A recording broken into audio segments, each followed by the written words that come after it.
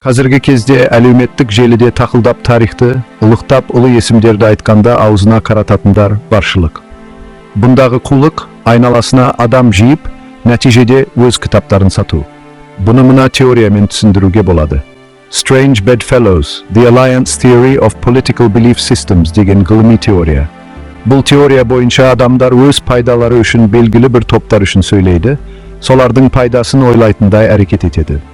Олар ортақ моральдық, ұлттық құндылықтарды емес, жаңағы өз мүддесіне сай келетін, айналасындағылардың естігісі келген қырық жамау, жалпы әңгімелерді шебер құрастырады. Patchwork деген бір мағынасы қырық жамау.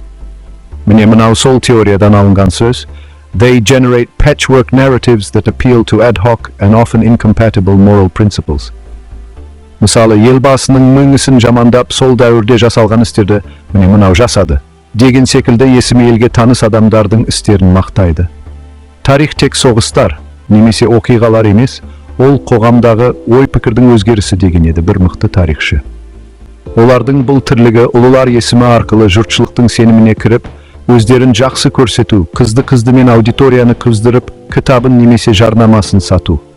Ендеше, әлеуметтік желідегі ұлы тұлғаларды айтып, жұртшылыққа жақсы көрінуге талпыну, осы теорияның біздегі көрінісі. Сіз де бұл теория жайлы ойыңызды комментарийге жазып кетіңіз.